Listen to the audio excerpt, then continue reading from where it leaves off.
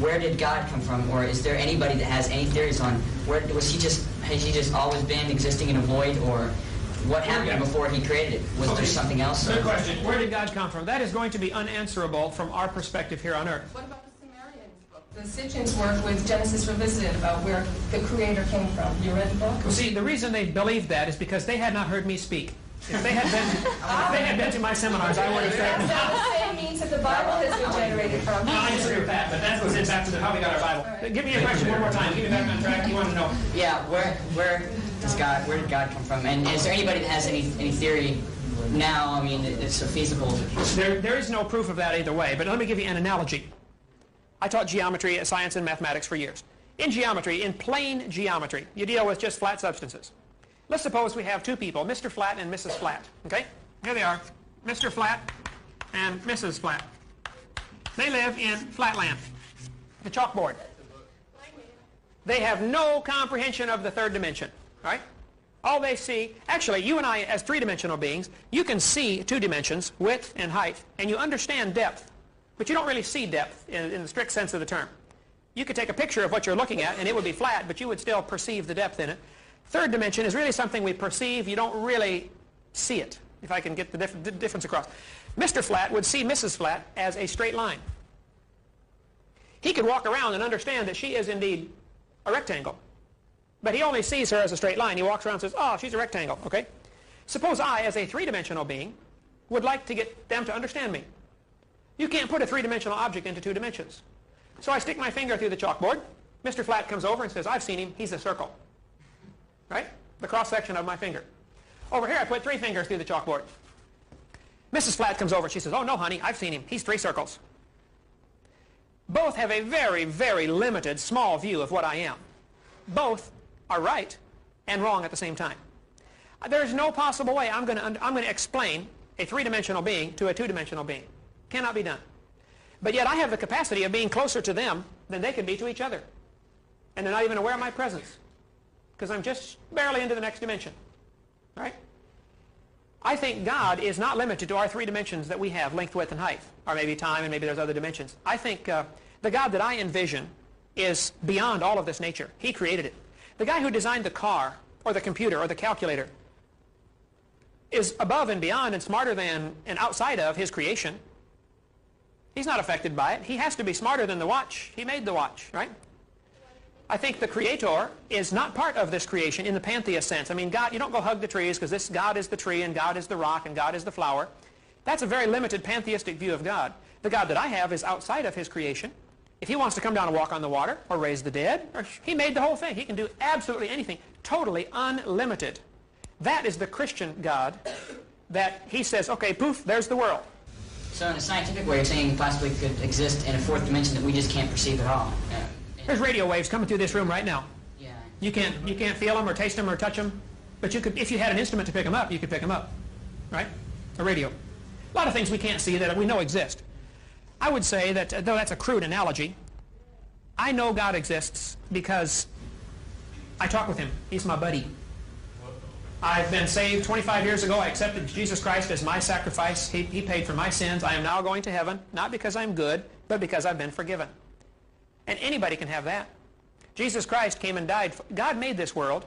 The people rejected God's authority, decided they wanted their own will. God says, no, I still want you. Some want him, some don't. Most don't. And God's the boss. He's going to take care of all that. His, judgment day will come, and God will straighten it all out. But until then, I've never seen him, but I'm going to serve him and worship him. I don't have to. I'm 41 years old. I can go. Do we ever find any fresh dinosaur bones that are not fossilized?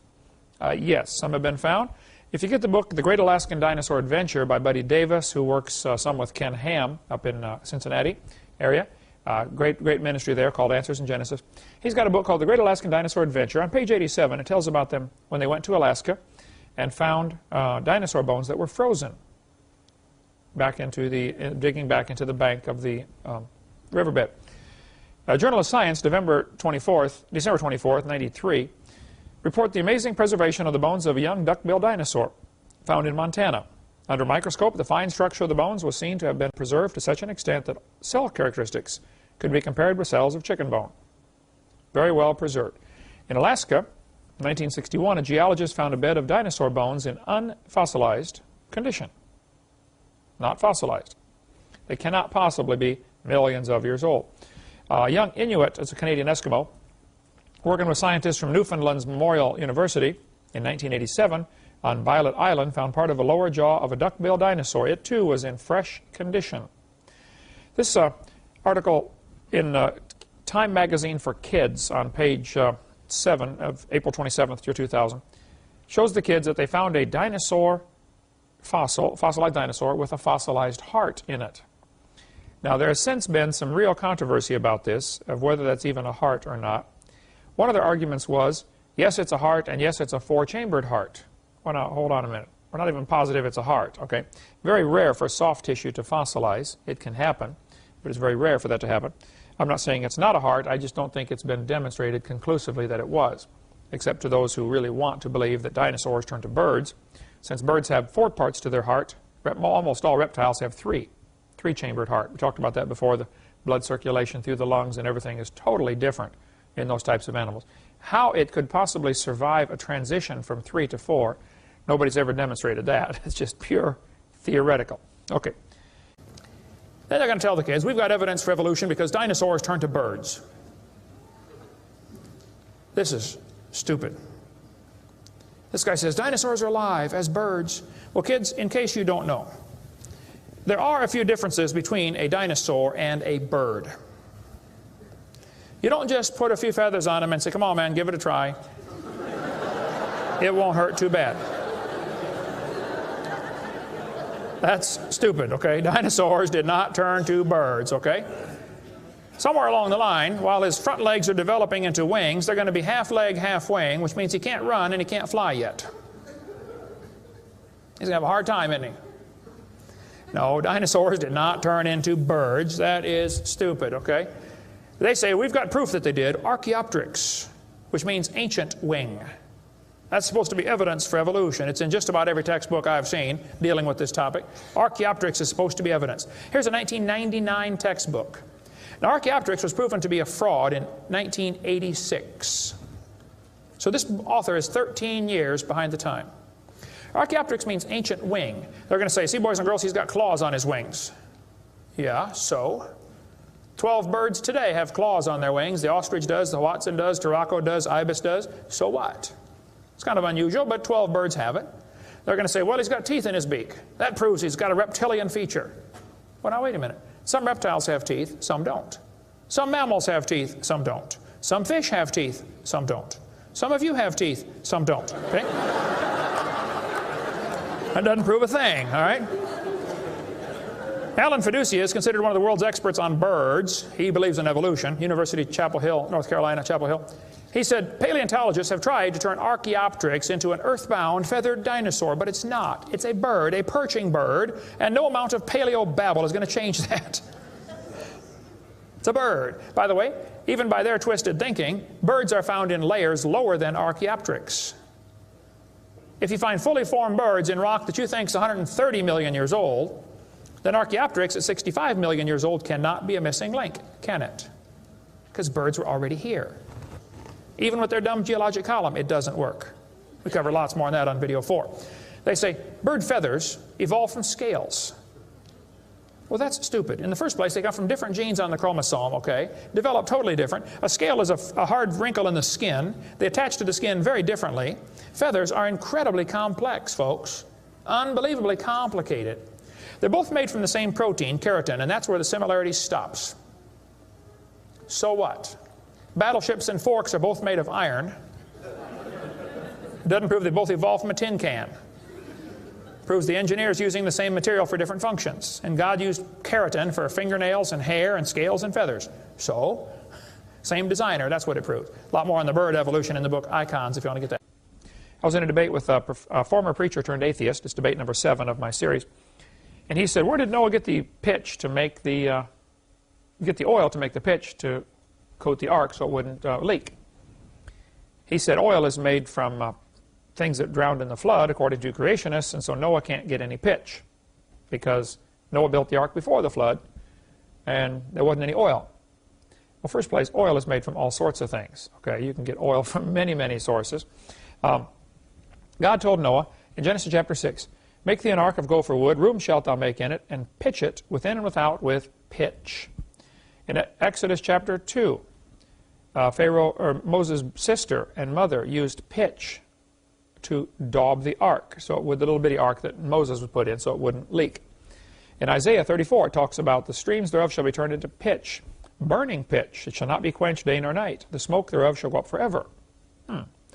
Pitch, according to an old dictionary, is a thick, tenacious substance, the juice of a species of pine or fir, called whatever it is in Latin there. So pitch is made from the juice of a pine tree. Pitch is not made from oil. There were whole factories producing pitch just for the ship industries for hundreds of years before there ever was a commercial oil industry. Does anybody know when the first commercial oil well was drilled, or where it was drilled? Pennsylvania, I think 1828. First oil well. Well, they had wooden ships a long time before that, didn't they? How did they waterproof them? With pitch. There were giant factories that all they would do is produce pitch to sell it, produce it from pine trees. Today, you take pine sap, you can boil it and get all sorts of different things. I mean, it's amazing the things can be made from the sap from different kinds of pine trees. Turpentine and stuff like that from pine. This is from Webster's 1828 dictionary. Talks about the pitch. He says, definition number 2, the resin of pine or turpentine, inspissated, I forgot how to pronounce that word, I can't believe it. Anyway, it's used in caulking ships and paying the sides and bottom. So they had it back in 1828. Same year the first commercial oil well was drilled. I believe I'm correct on that. Okay. It's one of my favorite subjects. Are there contradictions in the Bible? I remember as a brand new Christian, I'd been saved just a couple of months. I was raised up in the Lutheran church, the Mennonite church, and the Methodist church, and then I got saved, started riding the bus to a little independent, temperamental, fundamental, right-wing Baptist church. And I started having a lot of changes in my life, and things were really changing a lot. Started living for the Lord. And my parents, they liked all the changes, except they thought I was getting kind of, radical about all this Christianity stuff. And they said, son, we'd like to send you to the Methodist church camp. Maybe they can calm you down. I said, all right, Mom. So I went to the Methodist church camp in Bloomington, Illinois. First day at the camp, the counselor set us all down on the bunks there, and he said, okay, fellas, tell me your name. And we told him our name. He said, I'm a student at the University of Illinois, and I want you to know I'm a humanist. I didn't know what a humanist was, so I said, well, does that mean you believe in humans? He said, well, yeah, I do believe in humans, but that's not what that means. I said, well, do you believe the Bible? He said, no, the Bible has lots of contradictions in it. Now, I'd only been a Christian a couple of months, but I had been taught by my preacher, if somebody says there are contradictions in the Bible, hand them your Bible and say, show me one. So I handed him my Bible and said, show me one. He said, I'd be glad to. Here's what he showed me. Maybe you've seen this one before. Genesis chapter 1, verse number 12, says the earth brought forth grass and herbs and seeds and all that kind of stuff, and trees, and this happened on the 3rd day. The counselor said, Kent, when did God make the trees and the grass and the plants? I said, he made them on the 3rd day. He said, that's correct. Keep reading down to verse 20. Day 5. Let the waters bring forth abundantly the moving creature that hath life, and fowl that may fly above the earth in the open firmament of heaven. He said, Kent, when did God make the birds? I said, day 5. He said, what did he make the birds out of? He made Adam out of the dust and Eve out of a rib. What did he make the birds out of? I said, he made them out of the water. It says so right there. He said, that's correct. He said, now, read verse 24. Let the earth bring forth the living creature. He said, what did the animals, what were they made from? I said, they're made from the dirt. He said, when were they made? I said, they're made on day 6. He said, and then in verse 26, he made man. So he said, Kent, would you agree the order of creation was plants on day 3, birds out of the water on day 5, animals, and then man? I said, yep, I agree. He said, okay. Now, look at Genesis chapter 2. And the Lord God formed man of the dust of the ground, and the Lord God planted a garden eastward in Eden, and there he put the man whom he had formed. And out of the ground made the Lord God to grow every tree. He said, hold on, Kent, I thought the trees came on day 3 before man. Chapter 2 has man and then the trees. Contradiction in the Bible. I was stumped. He said, oh, it gets worse. He said, in chapter 2, you have the trees made after man. Chapter 1, you have them made before man. Chapter 2, you have the birds made out of the ground. And it's made after man. And the animals made out of the ground after man, whereas chapter 1 has them made before man. I was just stumped. You ever been there, get in an argument, and you knew you're losing? I do that with my wife all the time. You can just tell, I'm losing this argument. I might as well shut up. Genesis chapter 2, verse 18. And the Lord God said, it is not good that the man should be alone. I will make him an help meet for him. By the way, it's 2 words, help meet. She's a help that is suitable. Help that is meet or suitable. And out of the ground the Lord God formed every beast of the field and every fowl of the air. Now wait a minute. Did he make the animals and birds after man? And did he make them out of the ground? Got a contradiction here. And he brought them unto Adam to see what he would call them. No, there's no contradiction here. Here's what happened. On day 1, or day 3, God made the plants. On day 5, he made the birds out of the water. On day 6, he made the animals, and then he made man. Then he took the man and put him in the garden. And in the garden only, God made the trees grow in front of Adam, and it's only the trees that are pleasant to the sight and good for food. I mean, you can read Genesis 2, it explains that. It's not, the rest of the world is full of trees already. He's just making a few more in the garden. Then he made the animals, one of each animal, in front of Adam for several reasons. Number one, if Adam was the last thing made, Satan could come along and say, hey, Adam, I made all this. How would Adam know? There'd be no way to tell. God had to make it Adam and then make some more stuff, and Adam watched God make some things. So Adam knew God's the one that did this. The problem is Eve was the last thing created. She never saw God make a thing. That's why Satan came to her instead of Adam. He couldn't have tricked Adam, but he tricked Eve. Secondly, God brought these animals to Adam for several purposes. Number one, so he could name them. Number two, so he could select a wife. One by one, they came up out of the ground. Adam said, hippopotamus. No thanks. Giraffe. No thanks. Alligator. No thanks. And after God got all done making the animals, Adam named them all. And the Lord said, Adam, what do you think? He said, Lord, those are neat animals, but I don't want to marry them. He said, Adam, go to sleep, son. I got a surprise for you when you wake up. Anyway, and you all know about how that story ended up. So here we are. Anyway, this is what happened. It's not a contradiction in the Bible. It's just a continuation of the story. See, chapter 2 is only expanding what happens in the garden on day 6. That's all. It's not even repeating what happened on day 1. So Adam selected a wife. Was ancient man primitive? I don't think so. We've got a great book that we sell called The Puzzle of Ancient Man by Don Chittick, who's a creation speaker. There's his phone number right there if you want to call Don. He's put this together, a tremendous book of evidence of really advanced civilization. Like this little airplane found in a South American grave, probably about 1,000 years old. Smithsonian has it, and they have it labeled as a stylized insect. It doesn't look like a stylized insect, looks like an airplane to me. This book, Feats and Wisdom of the Ancients, Time Life magazine, page 19, shows an airplane found in a grave probably from about 2,100 years ago in an Egyptian tomb. This iron pot found in coal. Now, ancient man was not primitive. There are some giant stone blocks, 20,000 tons. The biggest crane on Earth today can only lift 3,000 tons. This bell found inside a lump of coal. Ancient man was not primitive. They made all sorts of interesting artifacts a long time ago. A calculator, a computing device, analog computer, found on board a ship that sank about 100 BC. Interesting. How did they know about analog computing 2,000 years ago? The iron hammer found that Carl Ball has in his museum, found in Texas, is very unusual metallurgy. They can't even make that today. This in Baghdad, Iraq, this battery was found in a city supposed to be 2,000 years old when they're digging it up. They knew about electricity a long time ago. World Explorer magazine has great articles. They're not Christian magazine by any means, but great articles about ancient people using electricity to light cities that they would build in caves and things like that. There's no smoke on the ceilings, and yet they did incredible artwork in there. They did brain surgery. Some skulls are found where they did brain surgery and the people healed. The hole healed over. This metallic sphere was found in South Africa.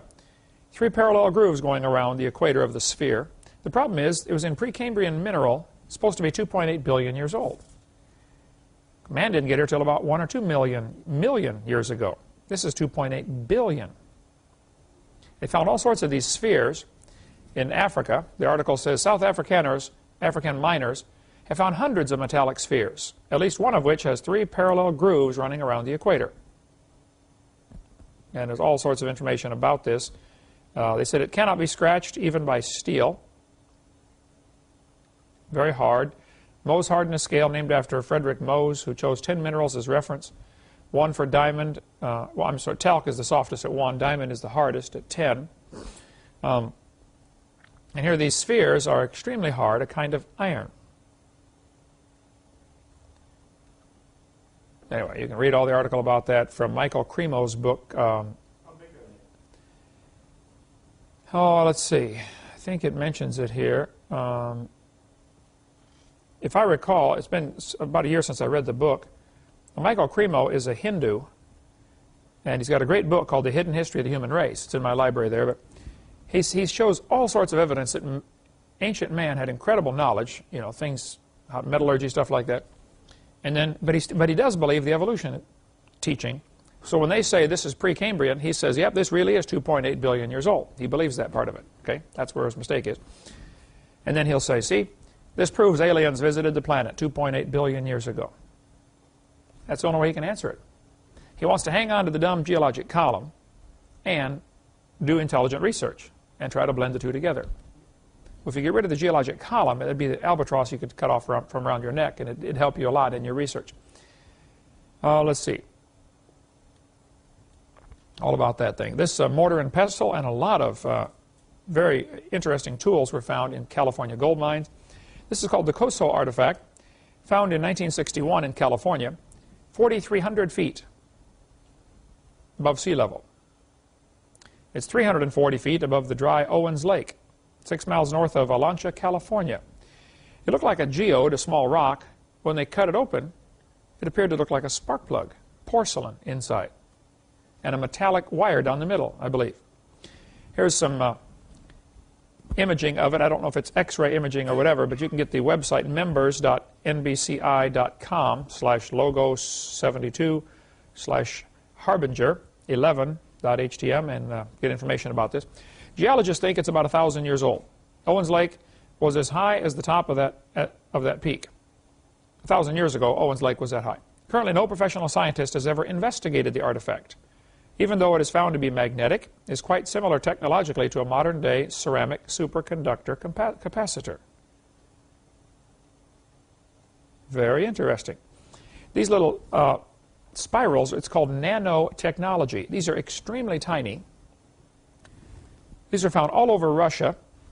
Where is this? Brother, you're from Russia. Present report, Central Scientific Research Institute for Geology and Prospecting in Moscow. You've been to Moscow, right? ZNIGRI, probably the Russian initials for it, right? Yeah. Anyway, they've done studies on these things. Since 1991, more and more spiral-shaped objects have been found on the banks of the rivers Narada, Kozum, and whatever the other one is in eastern Ural Mountains. To date, these inexplicable artifacts have been found in their thousands at various sites near the rivers, and also by 2 smaller streams named, how would you pronounce that? V-T, V-I-S-T, about a little past halfway down. 2 rivers. Anyway. Oh, yeah. Oh, Vritsi, yeah. Vritsi? Mostly at depths between 3 and 12 meters, 10 and 40 feet. The size of these things range from a maximum of 1.2 inches, down to an incredible 0.003 millimeters, 1/10,000th of an inch. Exact measurements of these microscopically small objects have shown that the dimensions of the spirals are in the so-called golden mean ratio. Now the golden mean ratio, Jessica, make a note for me to get some more pictures of the golden mean ratio in here, because Walt Disney did a video years ago with Mickey Mouse and Donald Duck, I think it was, in the golden mean ratio. It was incredible, showing how musical notes follow this ratio. If you take one number, well, there's several different patterns in mathematics that are fascinating, that are found all over in nature. But the Greeks knew about this golden mean ratio. They always made the height of their windows 1.6 more than the width. Take the width times 1.61, it's a long number, but roughly 1.6. And it's very pleasing aesthetically to the eye. Even the Parthenon, if you look at the Parthenon, the height and width are this golden mean ratio. The distance between all the pillars and the height of the pillars is the golden mean ratio. You see it all through the Parthenon, just the way it's designed. And they've discovered it's very pleasing to the eye to see this particular ratio. Okay, you can study more on that. There's lots of stuff. I'll just flash it up on the screen here quickly. This molybdenum, which is what is in tungsten, used in these little extremely tiny spirals, has a melting point of 4,740 degrees Fahrenheit. How did these people make these things? I suspect pre-flood man was not only much smarter, but had much better eyesight than we have.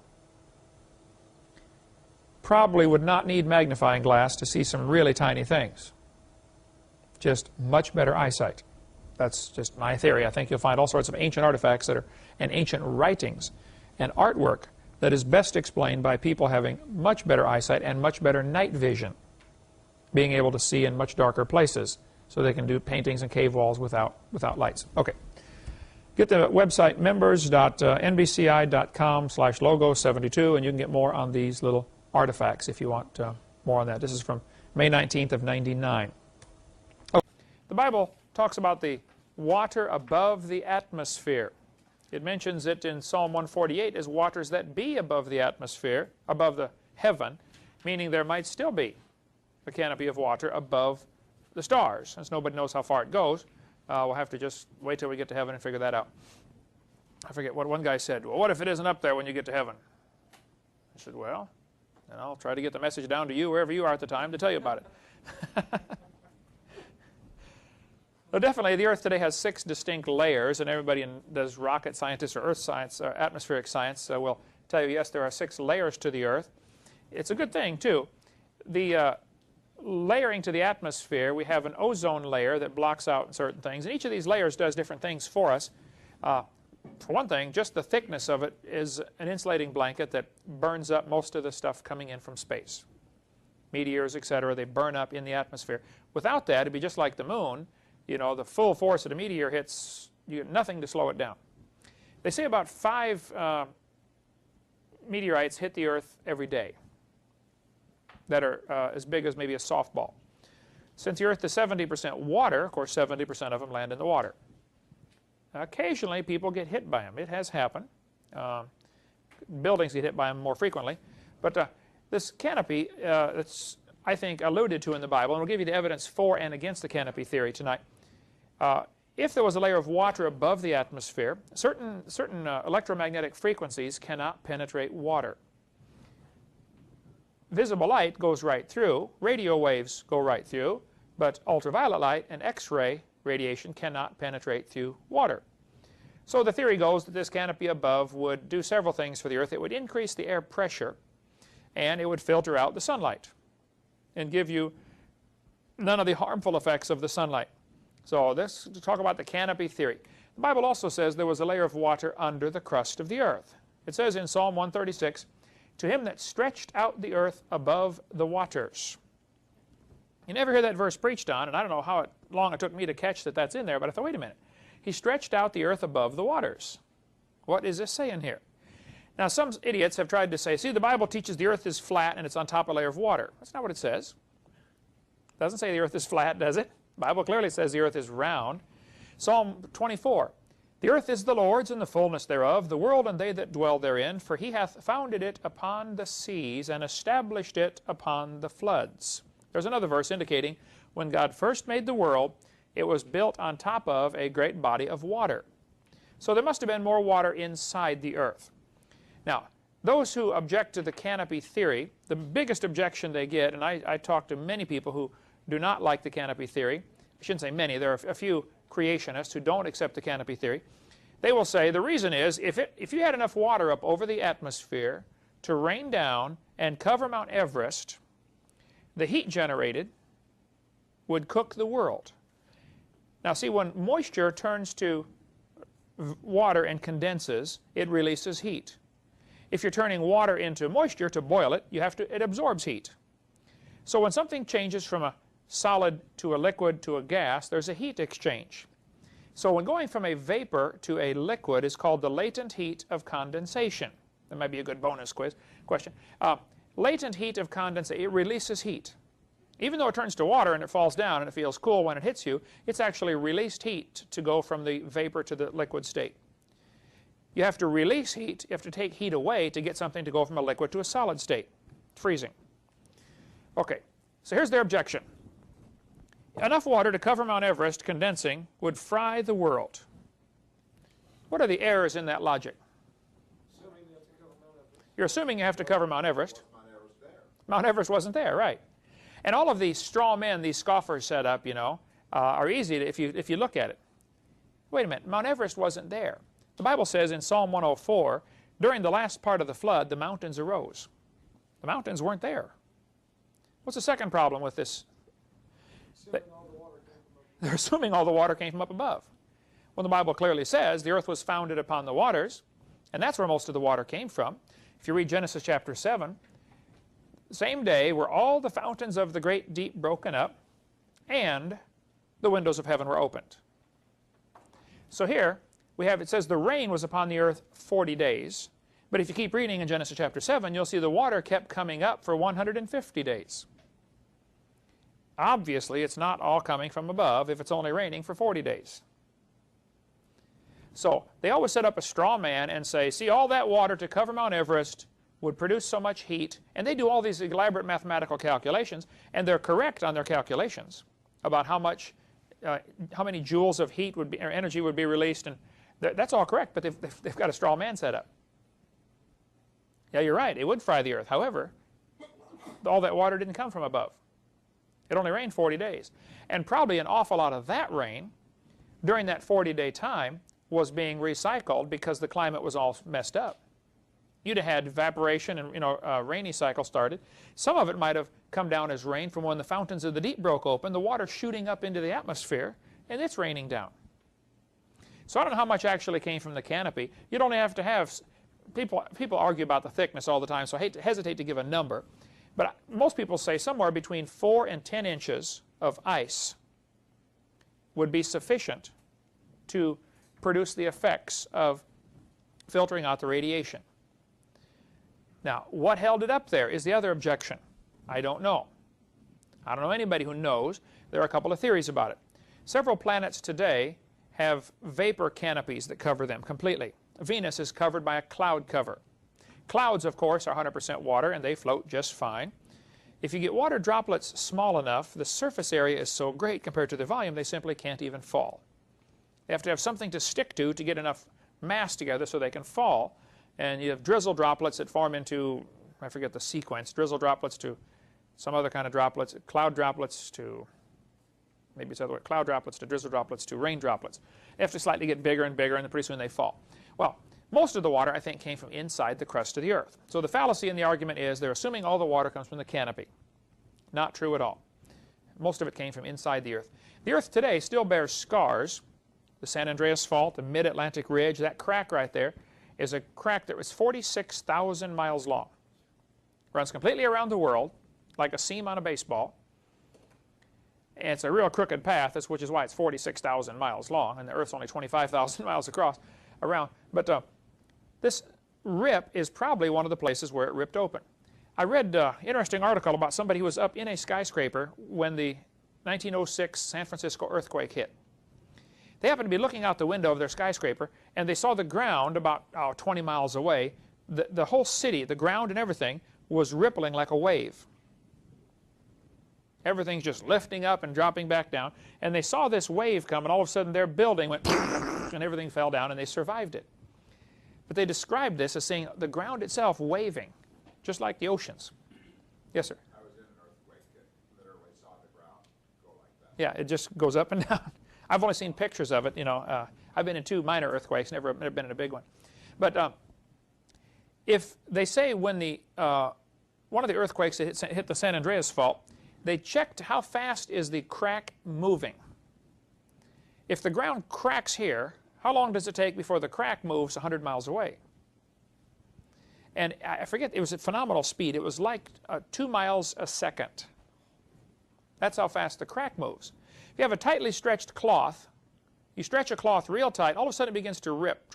How long does it take the rip to go all the way down? Well, it depends on all sorts of factors, you know, how tight is the cloth and how much pressure is on it, stuff like that. But the ground in earthquakes will rip at incredibly rapid speeds.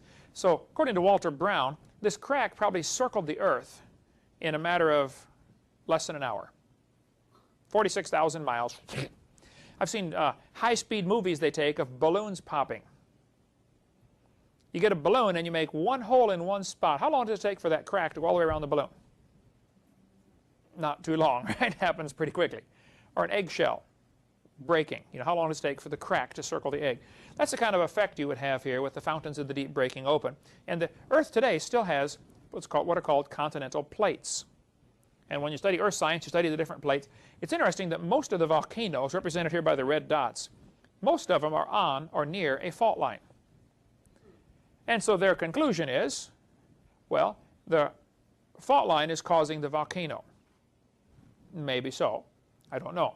There are a couple other theories. You want to read something very fascinating. You need to get Walter Brown's book, In the Beginning, and just read through that, his explanation of what's called the hydroplate theory, about the magma being trapped when the fountains of the deep broke open. And that's still causing volcanoes today. And the likely place for it to come out is where one of the cracks are. We mentioned how that probably right after the flood was over, the oceans were actually smaller. This would expose enormous amounts of land that currently are underwater, called the continental shelf. I want you to look here at the map. Between England and the United States, or between England and Europe, is the English Channel. It's about 30 miles wide, and yet it's only about 150 feet deep, I believe, at the deepest point. 150 feet out of 30 miles, you realize that's nothing. So we sometimes look at the maps and say, wow, that's blue, therefore that's water. Yeah, that might be true, but that doesn't mean it's very deep water. Sometimes it's very, very shallow. In between Alaska and Russia here, you can see underwater land bridge that's just absolutely enormous. And all you'd have to do is freeze a bunch of the water and stick it on the poles as huge ice caps. If the ice caps were larger, the oceans would be smaller, obviously. If the oceans are smaller, then the land masses are not only bigger, they're all connected. This shows where the land bridge would be if the ocean levels were lower a little bit. So we have 2 parts to the ocean, basically, or it depends how you want to count it, but we have the continental shelf, then we have the continental rise, and then the deep part called the abyss. Florida was probably about 1,000 miles wide. If you lowered the water just a few hundred feet, you could almost walk to Cuba. And then from Cuba, you can hop over the creek and go to Mexico. And that ditch between Cuba and Florida may have not existed at all. Let's suppose the oceans were lower after the flood. The Atlantic Ocean is filled in, but the Gulf of Mexico may be totally dry. It may be just a low place. Once the water gets high enough to go over the top, then it'll erode that canyon. So the ditch between Florida and Cuba may actually be an eroded canyon. Underwater canyon. There are some enormous canyons. Look up where Boston is and go south to New York and look out into the water. You see some huge canyons. The Hudson Canyon. Can you see that on the map there? There are underwater canyons that are enormous. Well, how did the Hudson River cause that? If the beach line, though, was out a few hundred miles, then the Hudson River would be flowing way out there.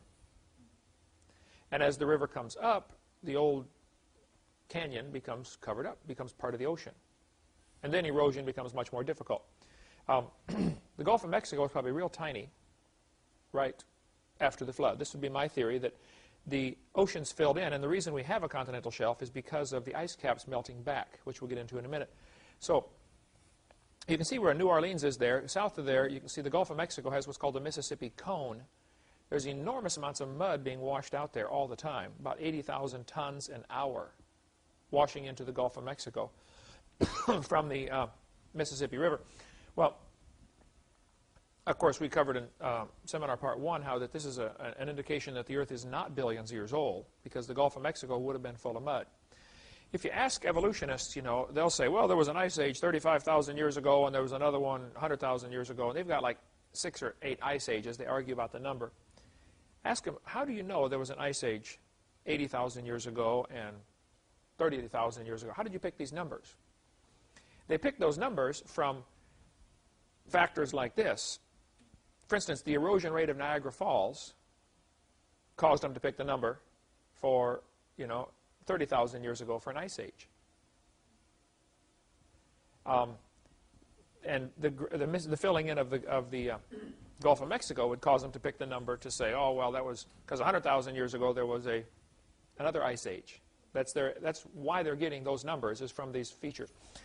When I was in Fairhope, Alabama, which is right on the Pensacola side of Mobile Bay, I asked some of the folks there, I said, how deep is the bay out there? Because there were some people out there going out in boats. They said, well, about the deepest place is about 7 feet. I mean, all the way across that huge body of water, 7 feet deep, this deep. When they have a hurricane, 2 things happen in a hurricane. There can be a tidal surge where the wind is blowing one direction so much it pushes the whole water pushes up. If we got a big pan of water and blew real hard on one end, we could blow all the water up and make it sloped just from the air pressure.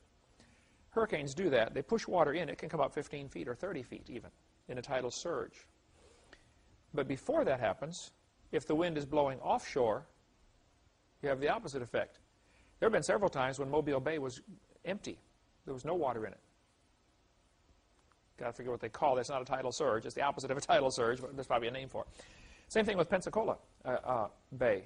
Very, very shallow. Lake Okeechobee down in South Florida.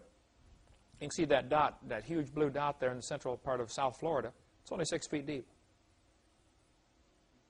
Giant lake. Very, very shallow.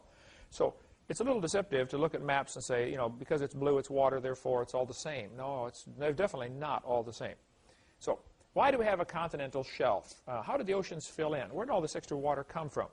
We're going to cover that here tonight on more about this flood in what I call the Hovind theory, so nobody else has to take the blame for this. The ice caps would be huge for several hundred years right after the flood. Then they would slowly melt back. There have been cases where they've seen icebergs, break off, then float around for 5 years before they melt. There's been serious consideration of getting icebergs and dragging them down to water Sahara Desert. The problem is the cost of dragging it down there. Take an awfully big boat and a whole crew of guys and a lot of gasoline, and it's just not worth it. It's cheaper to go raise your crop somewhere else currently. But if the price of food quadrupled, people might look at that a little more seriously. Well, now it's feasible to do. The flood is right here on this timeline. Noah's son Shem, born about 100 years before the flood. After the flood, had a son and he named him Arphaxad. Arphaxad begat Selah. Selah begat Eber. Notice all of these guys are living over 400 years. Then you get to Peleg, and he only lives 239. What happened in the days of Peleg anyway? Something changed on the earth. So here's my theory. During the last few months of the flood, the unstable plates of the earth, which had been fractured, would shift. I mean, if the earth's crust was cracked up like an eggshell, and these pieces are floating around, someplace tilts up or tilts down or slips up and down, if the thin spots sank down, the water would rush down to fill in the hole, causing Grand Canyon in a few hours on the way, or a few weeks at the most. And also, the other part that lifted up would become the mountain range. Thin spots sink down, other places lift up, like a waterbed. You push down somewhere, someplace else goes up, or a water balloon. The runoff would cause huge canyons in a hurry. The Earth today is almost perfectly smooth for its size. The Earth, they say, the biggest mountain we know of is Mount Everest, 5 miles tall. Well, on an 8,000-mile Earth, that's 0.0625%. Cue balls have bumps bigger than that. If you shrank the Earth down to the size of a cue ball, it would be smoother and rounder than the cue ball. Even though Earth has these giant mountains, they're insignificant compared to the size of the Earth. At this distance, you can't even find Mount Everest or the Rocky Mountains. You couldn't find them. This runoff, then, that would cause canyon features to be formed very quickly while the sediments are still soft. You go places out west. I've flown out west many, many times, and I just never tire of looking out the window of the airplane at these huge areas where it almost never rains, and yet it's obvious there's been enormous amounts of erosion here. I think all this stuff probably formed quickly. When I was in is it Lompoc or Lompoc? Lompoc, okay. I didn't stop and ask a local native, but you guys live right by there. I was driving down this new highway they just put in. Been there a couple of years, I think. And apparently they didn't get the sod planted in time, because off to the side I saw some erosion. So I walked up and took some pictures. As I got closer, I realized, man, we have a miniature Badlands. Probably after 1 or 2 rainstorms. All you need for erosion is lots of water and soft sediment. The softer the ground, the faster it erodes. Common sense. Here's Bryce Canyon. Tremendous erosion marks with these. The reason these pillars are sticking up is because there's a hard rock on top. If you have a hard cap on top, the water hits it and erodes everything beside it, but it can't erode right under that hard cap, unless, of course, it gets enough that it falls over. Did you guys stop in Colorado Springs and see Garden of the Gods on your way back? Have you seen that? My aunt lives there in Colorado Springs. We used to go there a couple times a year as a kid, all my life, Been all over those Garden of the Gods, climbing on those rock formations, which very obviously were, I think, from the flood in the days of Noah. By the way, I was recommending here that you do get Carl Baugh's book and read it if you're interested. It's about $10.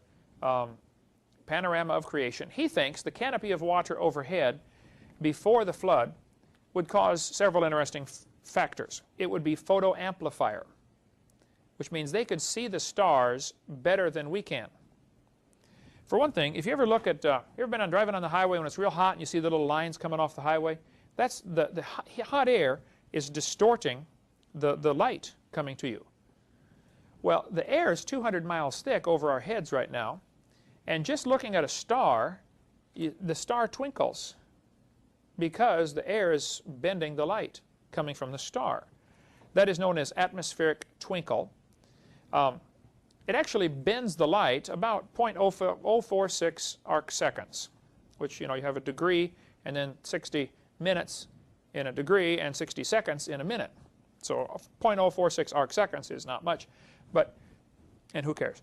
Anyway, the light gets bent coming from the stars and causes the star to twinkle. If you compressed the air down to, say, 10 miles, 10 miles is still a lot. I mean, I get up in airplanes every week, and we never get over, 4 miles high or 5, maybe 6 miles high. 10 miles is way up there. So let's just assume that the canopy of water, or ice, whatever it was, compressed the air down to 10 or 12 miles. Now you have much less atmospheric distortion because the air is compressed. It's not free to move. And you have no weather patterns. Because what causes the weather is you have hot air masses and cold air masses and things are moving around, and you couldn't get a thunderstorm in the Garden of Eden, I don't think. If the canopy theory is true and you had extra air pressure, you'd have perfect weather all the time. You'd have springtime all the time if the Earth were not tilted. Today the Earth's tilted over 23.5 degrees. That causes our seasons. If the Earth were not tilted before the flood, and I don't know if it was or wasn't, but this is just the theory, and that it was struck by something that started the flood, which I cover in video number 6, that caused the Earth to wobble around and finally tilt at this new angle they're at today. Before the flood, it would have been March 21st, that type of weather, spring weather, all the time, every place on the globe. Slightly warmer at the equator and slightly colder at the poles because the Earth is still curved and the sunlight would still strike at different angles. So that would still cause some effect. There might even have been some ice caps around the poles that were smaller. There are some animals that seem to be very thoroughly designed for living in cold weather. So some people say, you know, that there was no ice before the flood. I don't know if I'd buy that or not. But they do find some enormous vegetation, fossils, evidence of vegetation at the poles, which we get into on video number 6. Anyway, they got a new theory out that says the lack of oxygen killed the dinosaurs. One atheist wrote me a letter and said, Hovind, you're so stupid. Don't you know that was a whale? Show me any neck on a whale, would you please? No, I think dinosaurs have always lived with man. They were called dragons for most of history. People killed most of them. There could be a few still around. It wouldn't affect me at all, okay? I don't think there's a lot of them, but there could be a few still out there. They changed the name in 1841 to dinosaur. That's all that happened. And man exterminated most of them. They're mentioned in the Bible. We cover all that video number 3. They're going to tell the kids, we've got evidence for evolution. It works by natural selection. Well, yeah, natural selection works, but see, evolution is based on 2 faulty assumptions. Number 1, they say mutations make something new. That's never been observed. And natural selection makes it survive. That's never been observed. That sounds good theoretically, but it's never been observed. Mutations happen, there's no question, okay? Thousands and thousands of mutations happen. But even guys like Pierre Gross will say, no matter how numerous they may be, mutations do not produce any kind of evolution. They're only scrambling existing information. They're not adding anything new. Here's a 5-legged bull. That's a mutant. There's no new information added. Doesn't the bull already have the gene code to make a leg? He just built one in the wrong place, that's all.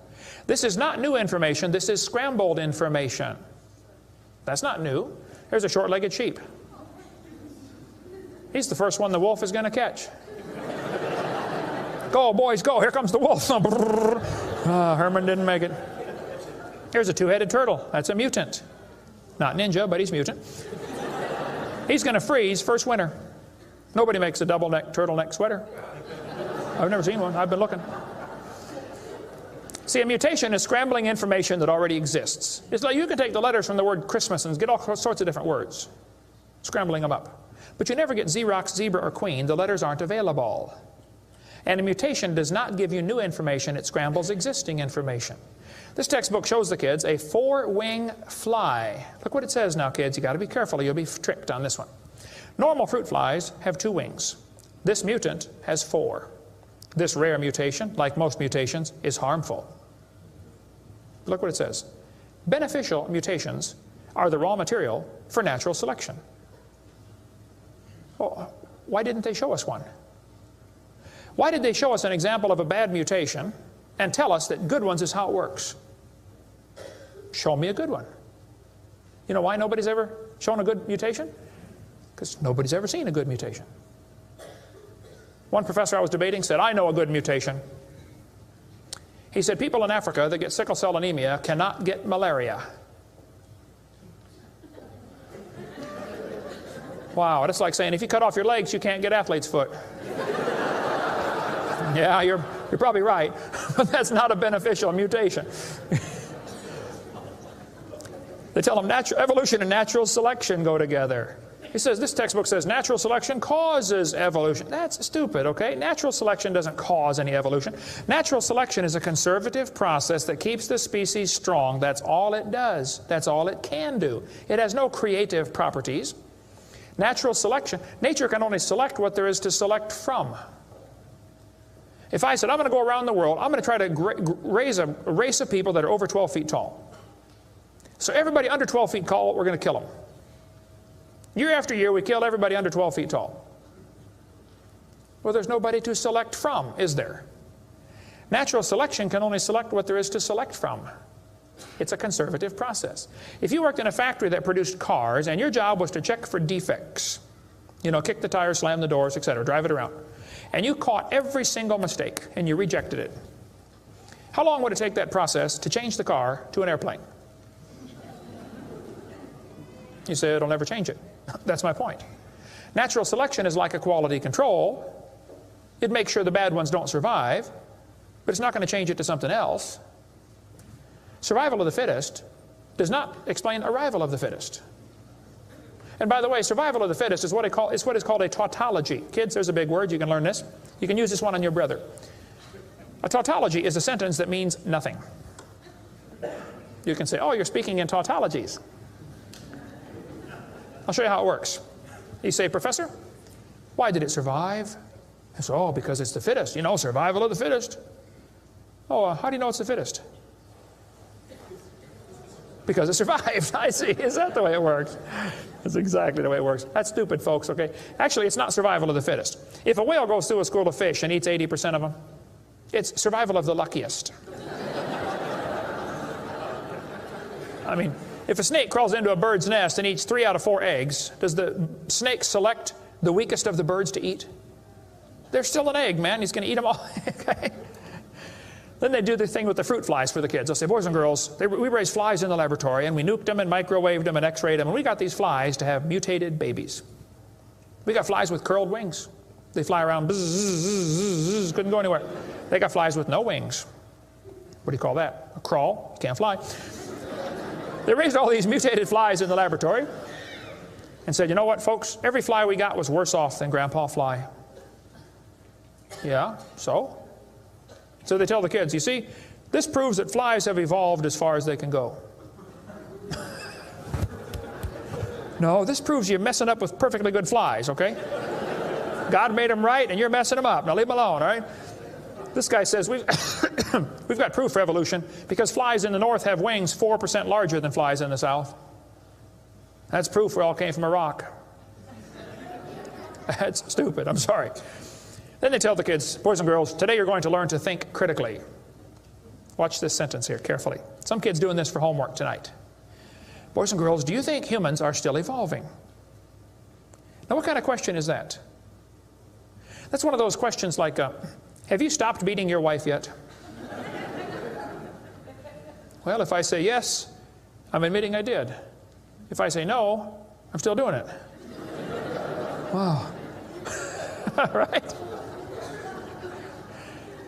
Go back and look at the original question. Do you think humans are still evolving? Doesn't that question assume that evolution has happened? What if a kid doesn't believe in evolution? How's he supposed to do his homework tonight? That question does not teach him how to think critically. That teaches him what to think, not how to think. That's an indoctrination type question, and the textbooks are full of them. They're not learning how to think. And when the kid gets done with this course, he's going to think he knows how to think. But he doesn't. He knows how to be told what to think. Brainwashing. Yes, boys and girls, somebody in England went around and counted the moths on the trees. They discovered it's 95% light moths and 5% black. Well, so the story goes, they burned coal in the factories, the trees turned black, and the moths changed to black moths. Because when they counted them again, they said they found 95% black and 5% light. Actually, the whole story is a lie. It never happened. After 40 years of watching, they found 2 moths on the trees. 2 total out of 40 years. So they glued dead moths to the tree to take a picture for your kid's textbook. Then he wanted to get a picture of a bird eating a moth. So he put some moths in the refrigerator to calm them down so they got real nearly frozen. Then he put them on the tree and they couldn't even hang onto the tree. So he warmed them up on the hood of his car. Put them out there on the tree and the moth is staggering around trying to warm up, you know, and a bird ate one. He got a picture. Wow, proof of evolution. It's a lie. Didn't happen. Even if it were true, dark moths and light moths were there at the beginning and dark moths and light moths were there at the end. The ratio of population might have shifted, but the story wasn't true. So, doesn't prove anything. That's stupid. That's not evidence for evolution. Amber is petrified tree sap. There are several ways things can be preserved as fossils. One is preserved in amber. What are some other ways fossils can be made? Preserved in rock. Preserved in ice, frozen in ice. Think of any other ways? Formaldehyde. Mummified. There have been things found mummified, just dried out. They died in a dry climate, and so they dried out, turned to like leather, and survived just fine. A lot of fossils we find are petrified by the minerals soaking into the bone. Some are just a casting of the animal. Animal falls in the dirt, makes an impression in the dirt hardens, but he rots. But you have the impression left behind. That's called an impression fossil. The humans, mammals, birds, crocodiles, all had a common ancestor. Well, anything inside that circle is religious speculation. It is stupid. Reptiles produce reptiles, dogs produce dogs, people produce people, and there's never been an exception to that. Darwin said, though, if my theory be true, here's his book right here. You can look on page 211. He said, if my theory be true, numberless intermediate varieties must assuredly have existed. Boy, you're right about that, Charlie. I mean, to change from a rock to a dog would take a few changes. David Robb, who believes in evolution very strongly, says, in the years after Darwin, his advocates hoped to find predictable progressions. In general, these have not been found, yet the optimism has died hard, and some pure fantasy has crept into textbooks. Oh, you're kidding. Fantasy in our textbooks? Oh, yep. They tell the kids they have evidence of evolution from fossils. I don't think so. That is stupid, okay? If you find a fossil in the dirt, all you know is it died. You don't know that it had any kids, do you? And you sure don't know that it had different kids. I mean, think about it. You're in a court of law. You bring in a bone to the judge. Judge, I found this bone in the dirt. This is the ancestor of all the humans today. They would laugh at you. You don't know that that's the ancestor of anybody, do you? And why on earth would you think a bone in the dirt can do something animals today cannot do? Animals today can only produce the same kind, right? Dogs produce dogs, folks. Luther Sunderland asked all the major evolutionists, he said, where is the evidence for evolution? They all said, well, somebody else has it. We don't have it over here. So he wrote a letter to Colin Patterson. He's the director of the British Museum of Natural History. They've got the largest fossil collection in the world. He said, Mr. Patterson, I read your book on evolution. I noticed you didn't show us the missing links. Why didn't you show us the missing links? Patterson wrote back and said, I fully agree with your comments on the lack of evolutionary transitions in my book. If I knew of any, fossil or living, I would certainly have included them. I will lay it on the line, there is not one such fossil. There are no missing links, folks. The whole chain is missing. Even Stephen Gould admitted the absence of fossil evidence for intermediary stages is a persistent and nagging problem for evolution. We got the theory, we know it's true, now we just need the evidence. That's the way they think about it. Richard Goldschmidt said, maybe the first bird hatched from a reptile egg. Oh, Richard, I'm sorry. I don't mean to be disrespectful, but that's stupid. See, what's happened, these guys have looked for missing links in the fossil record. They can't find any, and so they say, well, maybe evolution happened so fast it wasn't preserved. Maybe a reptile laid an egg and a bird hatched out. Well, who did that bird marry?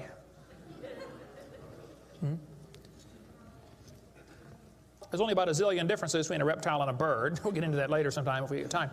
But if they want to believe that, that's perfectly fine.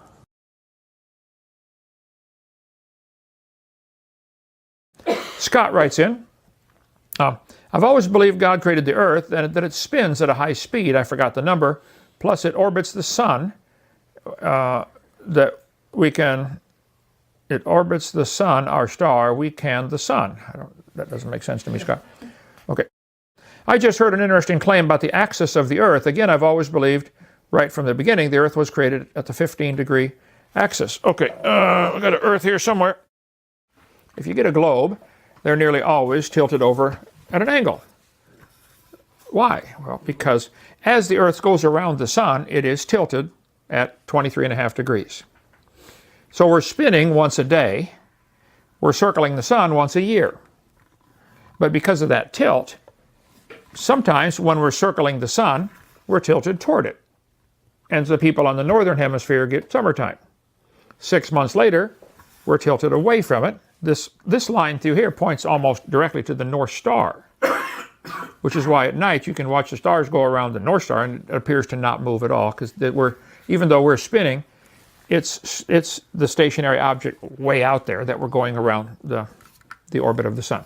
So it's 23.5 degrees, not exactly 23.5 if you want to get technical. I forget the number, but 23.5 is close enough, okay? Lost interest. Okay, so yes, we are spinning around. I just believe, I can't prove it to anybody, that we probably used to be spinning a little bit slower. As we went around the sun, we would spin 360 times. During Noah's flood, the water under the crust came to the surface and the crust would sink in. They would basically change places. Rock is heavier than water, so the effective mass of the earth was slightly more concentrated, so we probably picked up a little speed. And the canopy overhead, which I believe very strongly in, and some creationists do not, and of course they're wrong, but this canopy overhead, if it was indeed an ice canopy over the earth, to protect the earth, probably just wildly guessing 10 miles up, held up by magnetic field or air pressure, that would explain why they lived so long and how dinosaurs got so big. But that thing shattered and would be dumped at the North and South Pole because of the ice being attracted by the magnetic field. Now you have a clump, trillions of tons of ice on the North and South Pole centered around the magnetic North Pole. And the Ice Age is indeed centered around the magnetic North Pole, which is drifting around a little bit. The magnetic North Pole floats around, but basically up in Canada. If the dump of trillions of tons of ice was not centered, it would cause the Earth to wobble. And there's strong indication the Earth has wobbled over the centuries, in its tilt, wobbled around a little bit. And now it's fairly stable at 23.5 degrees. And I cover all that on video number 6 of our award-winning creation seminar series. Doesn't the water balance it out like a washing machine? If you got water in a washing machine, it balances it out. The water would balance it out on a washing machine. The water on the Earth, we're talking, 2 miles of water on an 8,000 mile Earth. Actually, if you shrank the Earth down to the size of this globe, the crust of the Earth would be about the thickness of the paper. So the little bit of water on the Earth is probably minimal effect on a balancing, Would 3 drops of water balance your washing machine? Probably not, So I suspect it's minimal, if it's even measurable, effect, okay? Let's see, 15 degrees, should be 23.5 here, Scott. I just heard a preacher on YouTube that when the Earth was created, it did not have the 15-degree axis that caused the seasons. That 15 degrees never happened until after the flood, which allowed the Earth to shift. Prior to the flood, the Earth never tilted and there were no seasons. Okay, Scott, I think this is probably correct, just my guess. The Earth probably was perpendicular to the sun in its original creation. So everybody, North Pole, South Pole, everybody got 12 hours of daylight, 12 hours of darkness. Because of the tilt of the Earth now, our length of day changes with the seasons. In the summertime, it might be a lot more. Actually, if you're on the North Pole, or within the Arctic Circle, during the summertime, you'll get 24 hours of daylight. The sun never sets. And if you're on the South Pole at the same day, you don't get any sunlight at all. The sun never comes up. Just like the tilt of the Earth is 23.5 degrees, that makes a line on here, the Tropic of Cancer and the Tropic of Capricorn. It also makes a line up here, the Arctic Circle and the Antarctic Circle, down here, where inside that circle, the amount of daylight can be 0 during the winter, or can be 100%. But if the Earth were perpendicular to the sun, everybody would get 12 hours of daylight all the time. North Pole, South Pole, everybody in between. So the first mention of cold weather is in Genesis chapter 8, verse 22. It says, summer, winter, cold and heat, is that what it says? Shall not cease. So this is after the flood. So Hovind theory, after the flood is when the seasons started. Before that, there weren't any. So all types of plants and animals could live on all parts of the Earth. And it was not underwater. It was mostly land. So today, the Earth is 70% underwater. If it was mostly land, and it'd be like eternal springtime. March 21st is the day when we cross the line where we're perpendicular to the sun at the equator. And so we all get 12 hours of daylight, exactly. I think it was probably like that all the time. But the poles would have a lot more of an angle on reflection. It would still be a little chillier at the poles because of the great angle of the sun coming in. However, you had that ice. If you had an ice canopy, that would help balance it out like a greenhouse. And if the ice canopy is true, which I strongly believe it was, couldn't prove it, you would have the moon pulling the tide up and down like it does now with the water. It would pull the canopy back and forth a little bit, causing constant air currents. Constant breeze blowing. Just by the flexing of this ice canopy. Yeah, just theoretical. We'll watch the video when we get to heaven. Said that to an atheist. Well, I'll watch the video when I get to heaven. He said, what if you're not going to heaven? Well, then you can watch the video. Okay. Intriguing statement. Get your take on. Okay, Scott, that's my take on it right there. I covered that a little bit on video number 6 of my series called the Hovind theory, what happened during the flood. How did the pyramid survive the flood? This question from Flyboy. Brother Hovind, I've been a fan of yours for a decade now. You have no idea how valuable your seminar series has been to me, and I thank you for it. You gave me scientific evidence I needed to prove what I always believed. Though I do disagree with you on a few trivial points, I'm sure that when I get to the top of the mountain of truth, I will find you there also. LOL.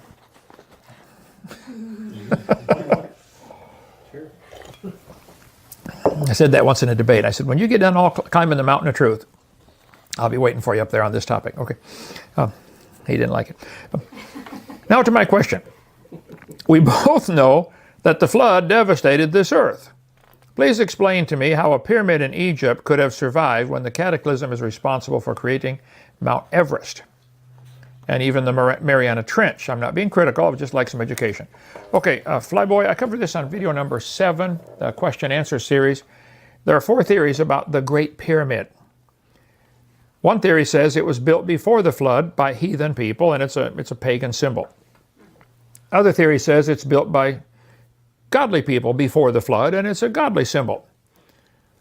Third theory says it's built by somebody godly after the flood to represent something, and fourth theory is it's built by a bunch of pagans after the flood. Probably not built during the flood. I think we can all agree on that.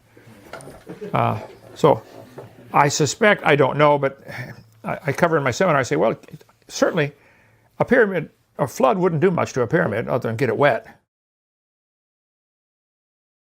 But it does seem to have limestone underneath and in it, so that would be, unless, see, this is people don't get it, you don't hear this talked about much, but the Bible says when God first created the earth, it was underwater, the whole thing. And then he said, let the dry land appear on day 3. So there could actually be limestone formations, not with fossils in them, I don't think, because then you'd have death before sin. But there could actually be limestone type rock from the water before the dry land appeared. So they could have built it out of that type of material before the flood, because it would have been available. I suspect, though, probably Noah or somebody like that built the pyramid after the flood to be a symbol. See, Adam and Eve did not have a Bible. God gave them the gospel story in the stars, I believe. And it's all now been perverted into the horoscope, you know, but originally it was, hey, here's Virgo the Virgin going to bring forth a lamb, and it's going to end up being Leo the lion. And all through there is Draco the dragon going through there. So it could be the original zodiac symbols came from, that was their gospel story. God would have, I look up at the stars, all I see is a bunch of dots. I don't see a bear or a lion or nothing. I see a bunch of dots. How many know what I'm talking about, okay? You got to have a wild imagination to see a lion up there. You see the lion? No, I see a dot here and a dot here. Okay. Well, I can tell the Big Dipper. Big Dipper, yeah. Right. Well, now, when Noah gets off the ark, you got the same problem, though. Noah didn't have a Bible either.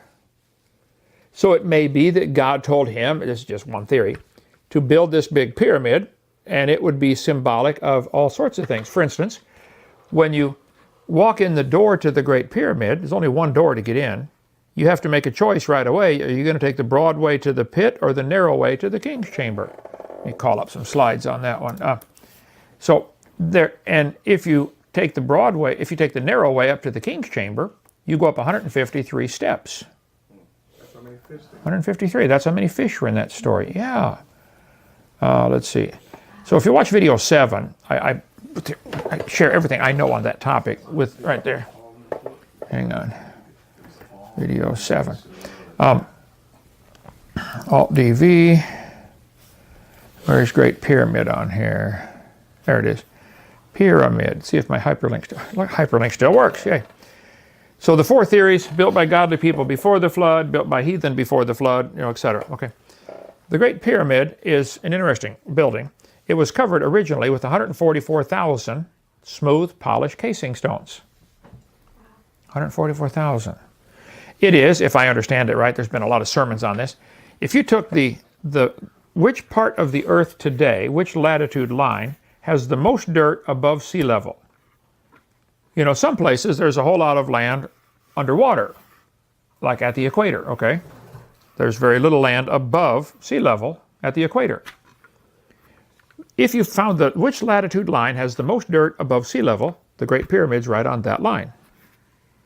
Right here. Which longitude line has the most dirt above sea level? Pyramid's on that line. So it would technically be considered the center of the earth as far as if you considered sea. How do they know that? I don't know, but that's where it is.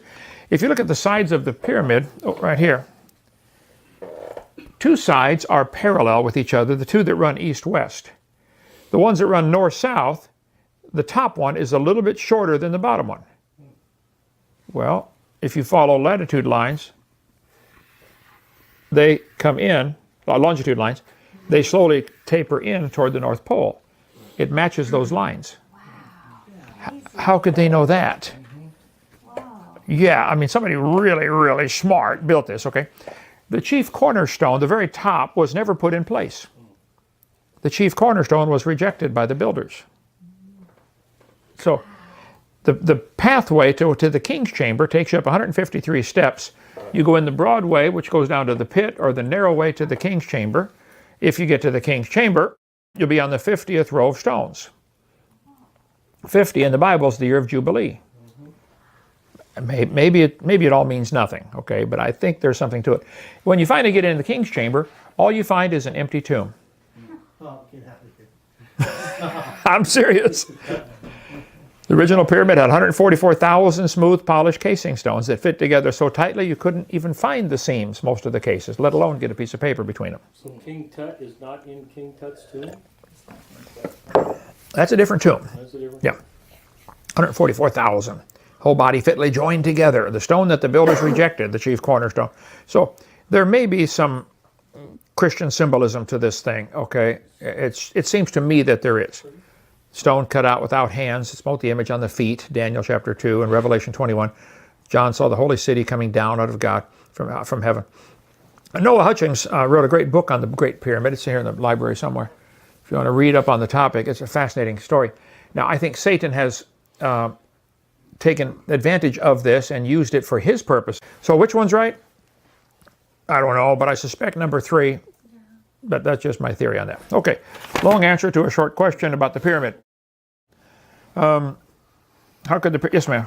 But it has that erosion pattern that shows most of it's eroded except for... Now, on the Sphinx it is. That's different. Well, that picture you just showed... Let me back up here. Well, there's been 4,400. That's not the Great Pyramid. That's another one of the pyramids. Oh. The Great Pyramid, they took off all the casing stones and used them for buildings around, all around Egypt. That's got a tip on it. That's got the point on it too. That's just a pyramid, okay? Oh. But Google the Great Pyramid, and it's quite an interesting. It's bigger than the other ones. It's way bigger than the other ones. The Great Pyramid is the biggest building in the world, still is today, as far as volume. It's not the tallest, but there's enough stone in the Great Pyramid. Well, I got it right here someplace. Let's see. I don't have it here. There's enough stone in the Great Pyramid to build a 10-foot high brick wall all the way around Texas. Or France. Texas and France are about the same size. That's the solution. The other pyramids somehow. Well, The ley lines. The alignment of it. that opens a whole new can of worms, okay? The pyramid and the other pyramids with it are in the exact pattern of the stars, of a constellation. Great story in 1 Kings 22 about Micaiah, but he got smitten on the cheek just for telling the truth. Sometimes you tell the truth, you do what's right, and they kill you for it or get mad at you for it. We saw that, Paul. How many people they lock up anybody? Arise, O Lord, you have smitten all mine enemies on the cheek. Amen. Micah.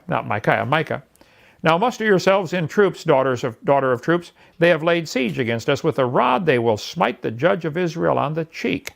Again, the ultimate insult. We're going to smack him in the face with a rod. They have smitten me on the cheek.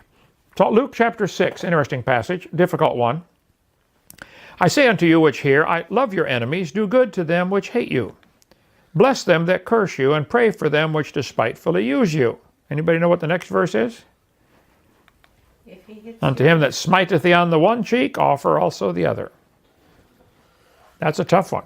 Somebody smacks you on the cheek, turn the other cheek. Now, it doesn't say what to do after that. After 2, you get the ball bat and explain it to him in Louisville language. Yeah, okay. In Psalm 50, it was prophesied about Jesus. He said, I gave my back to the smiters and my cheeks to them that plucked off the hair, jerked his beard out. Now, nearly all the movies and pictures you see of Jesus Christ show him with a beard, carrying his cross and being crucified. And they show him with long hair. Well, now hold on a minute. Doth not even nature itself teach you, if a man have long hair, it's a shame unto him? Doesn't say it's a sin, it says it's a shame. I read that verse as a brand new Christian. I was 16 years old, reading through my Bible. I had nice long blonde hair, lifeguard, beautiful suntan, enormous physique, well, better than it is now. Okay. And I read that verse. I said, well, okay, Lord. And I went and got it cut if I'd kept it this way ever since. People say, Jesus had long hair. No, he didn't.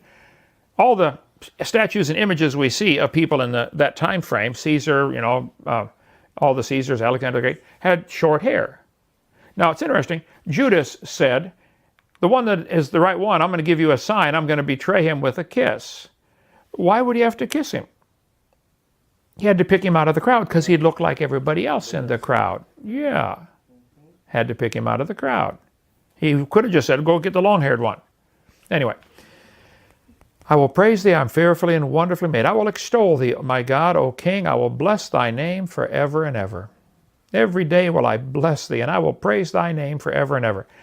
I guess I don't have a problem studying the cheekbone or any bone and saying, wow, God, you are really smart. That is so cool. All the muscles, all the nerves, all the blood supply. Wow. Great is the Lord and greatly to be praised. What is the problem with that? Sometimes you'll have a godly person give you advice who really is not an expert in that field, but they still give you some good advice. You'd be wise to listen to any man of God who really knows his stuff and say, okay, I don't know how you know about this topic, but maybe you're right. Maybe I should at least listen. So 120 feet deep. They went a little further and said it's only 15 fathoms. Now, in the Mississippi River, it's very dangerous going up and down the Mississippi because the mud and sand dunes appear, one storm and all of a sudden the river changes, and someplace that was clear now is full of junk and you wreck your boat. So they always had a guy on the front of the boat dropping a rock over with a string on it, a rope, and measuring how deep it is so you don't run into something. And they would pull up the rope and they would say, how many fathoms is it? And one guy was on the boat a lot and he heard the guy, he said, by the mark, Twain. 2 fathoms deep. Mark Twain. Samuel Clemens said, that's a cool nickname. I want to call myself Mark Twain after the riverboat for 2 fathoms deep. Who cares? I just lost interest. Okay, so it was 15 fathoms deep. Then fearing lest we should have fallen upon rocks. Water's getting shallow. Not good for a ship. They cast 4 anchors out of the stern and wished for the day. This is nighttime and they're about to crash. Drop the anchors and come on daylight. You'll have nights like that where you just say, Lord, could you please show me what to do? I'm going to wreck, Lord. Please help me.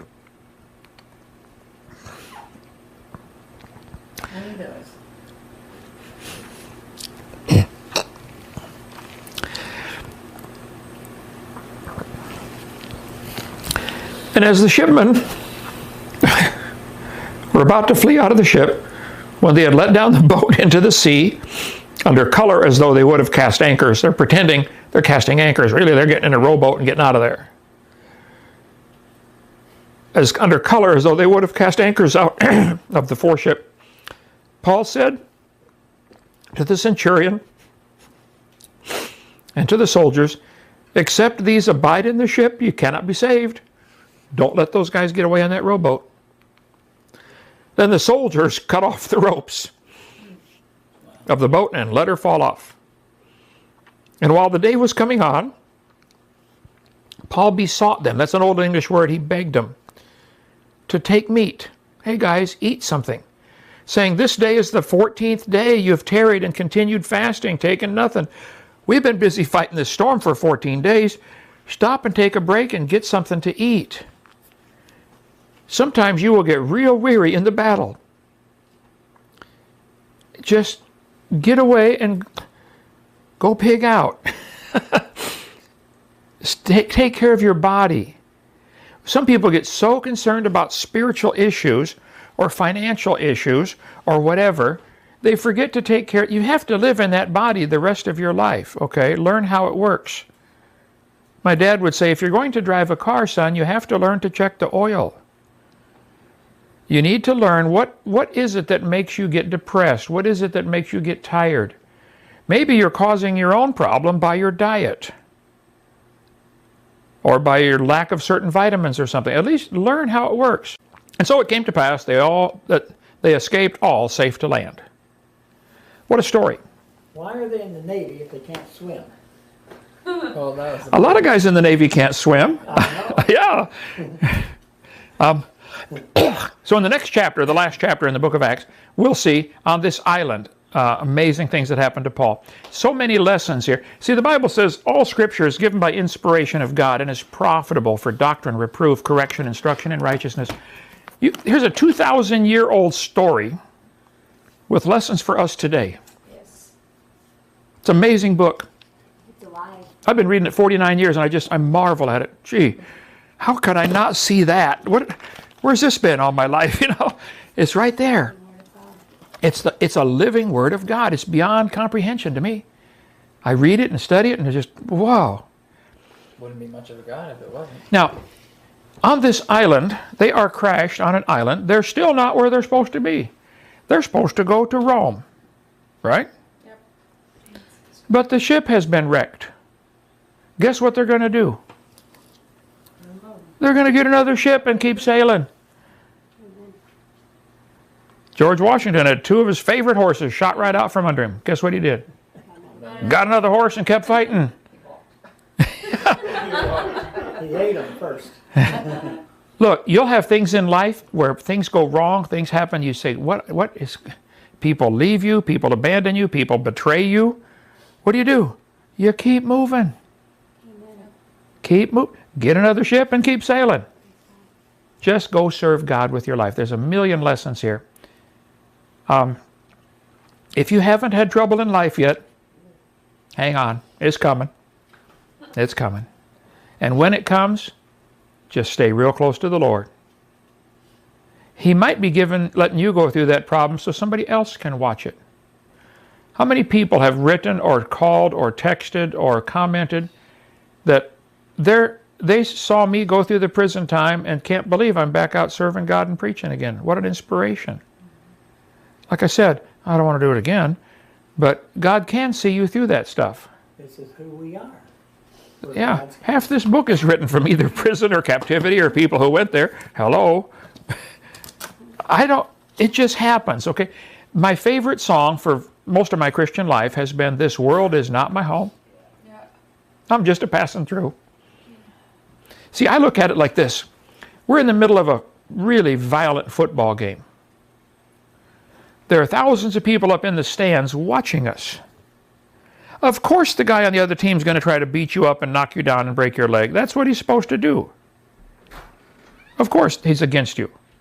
And so when the atheists and skeptics and scoffers say bad things and come against me, that's to be expected. But see, we're on the field right now for this short lifetime. There's a whole crowd of people. Hebrews 12. Great cloud of witnesses. They're all up there watching us. Moses is watching us. Come on. Anna, you can make it. You can make it through this tough time. Come on, David, you can do it. I will. And you will. Everybody who's ever gone to heaven, I think, is up there watching us. That's the great cloud of witnesses.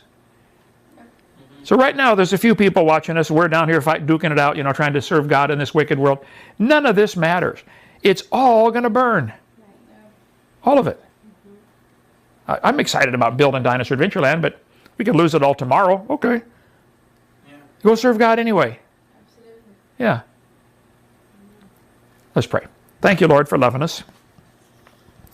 Thank you for these amazing stories. that can still touch us today.